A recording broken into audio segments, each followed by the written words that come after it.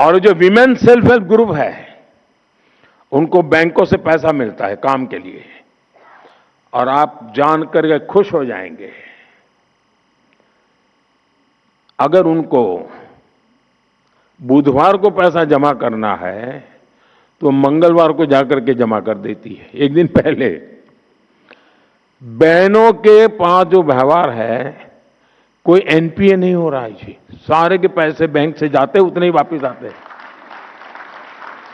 और मैंने देखा है, मैंने शासन में आने के बाद बैंकों के कारोबार में गरीबों की अमीरी भी देखी है और अमीरों की गरीबी भी देखी है।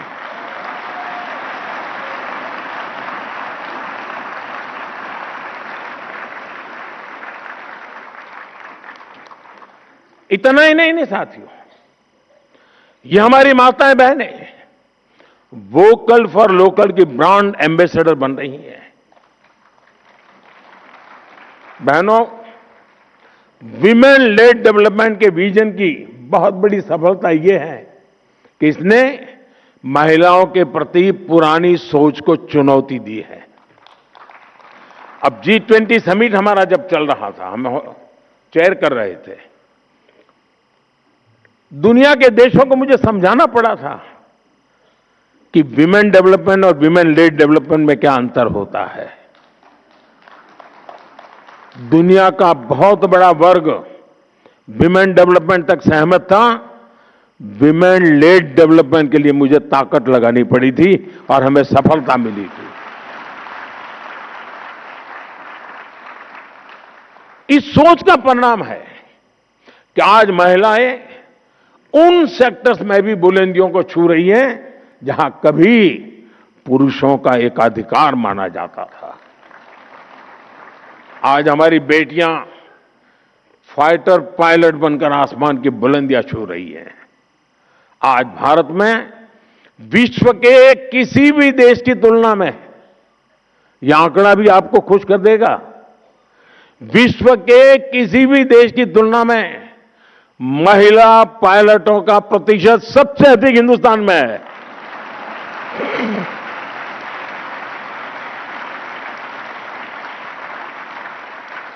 आज पीएचडी एनरोलमेंट में बेटियों की संख्या 2014 की तुलना में डबल हो चुकी है। हायर एजुकेशन और रिसर्च में करीब करीब आधी भागीदारी हमारी बेटियों की है। मैथ्स और साइंस की पढ़ाई में, स्टेम एजुकेशन में बेटियों की संख्या करीब करीब 43% तक पहुंच गई है। मुझे याद है, मैं दुनिया के एक समृद्ध देश में एक बार गया, तो वहां के शिक्षा मंत्री मेरे साथ लिफ्ट में हम लोग जा रहे थे, मतलब पूछा मुझे कि भारत में महिलाएं एजुकेशन में कैसा है। मैंने कहा बहुत अच्छा है, ज़्यादा है, कुछ जगह पे तो पुरुषों से ज़्यादा महिलाएं। तो फिर उन्होंने बड़ी जिज्ञासा से पूछा, स्टेम एजुकेशन में क्या महिला हिस्सा? मैंने कहा 50% हिस्सा उन्हीं का है। तो उनके लिए आश्चर्य था। ये दुनिया के समृद्ध देश की शिक्षा मंत्री की मैं बात कर रहा हूं। साथियों, हमारे समाज में एक बड़ी चुनौती महिला सुरक्षा को लेकर भी रही है। सदियों से महिलाओं को अपनी सुरक्षा के लिए मौन रहना पड़ा है। हमारी सरकार ने इस दिशा में भी मजबूत कदम उठाए हैं। न्याय व्यवस्था अधिक संवेदनशील बने, निर्णय प्रक्रिया तेज हो, इसके लिए हमने कानूनी बदलाव तो किए ही हैं, साथ ही फास्ट ट्रैक विशेष अदालतों की स्थापना भी की गई है। भारतीय न्याय संहिता में भी महिला सुरक्षा को प्राथमिकता दी गई है। एफआईआर दर्ज कराने की प्रक्रिया को सरल बनाया गया है। अब किसी भी स्थान से एफआईआर या जीरो एफआईआर दर्ज की जा सकती है। पीड़िता के बयान को ऑडियो वीडियो के माध्यम से रिकॉर्ड करने जैसी व्यवस्था लागू की जा गई है। ऐसे कितने ही कदम हैं जिनके जरिए हम प्रगतिशील समाज की अवधारणा को साकार कर रहे हैं। साथियों, जीवन के हर पड़ाव, हर चिंता, सुख दुख, हर अवसर पर ऐसी हर परिस्थिति में ध्यान देते हुए हमारी सरकार ने अनेक छोटे बड़े कदमों से महिलाओं को सशक्त किया है। इसी का परिणाम है देश अब अपने लोकतंत्र को नई बुलंदी पर लेकर जाने के लिए तैयार है।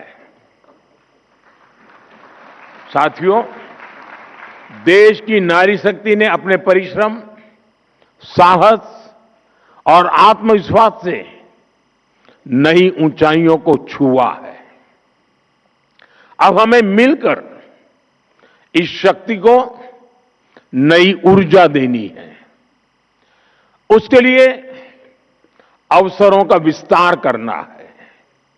मैं आज इस मंच से देश की माताएं, बहनें, बेटियां सबको विश्वास दिलाना चाहता हूं कि देश उनकी आकांक्षाओं को समझता है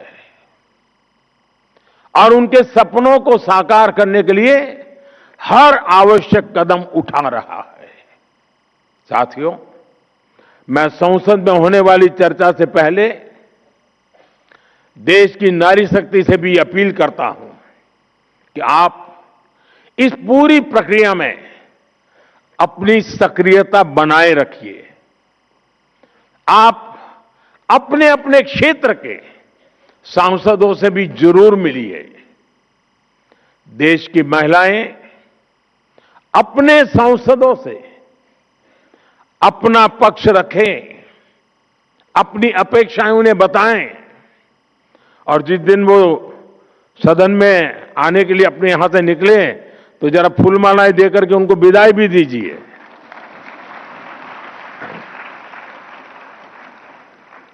ताकि जब माता बहनों के आशीर्वाद लेकर के सांसद निकलेंगे ना तो दूसरा निर्णय कर ही नहीं सकते। ताकि ये मेरे साथ सभी सांसद साथी सही निर्णय ले, महिलाओं के हित में निर्णय ले, सहमति से निर्णय ले। साथियों, मेरा आपसे एक और आग्रह है। नारी शक्ति वंदन कार्यक्रम में होने वाली चर्चाओं का आप सब देश के गांव-गांव तक लेकर जाएं। व्यक्तिगत मेल मिलाप से, सोशल मीडिया के जरिए, अन्य प्रचार माध्यमों के जरिए हमें देश के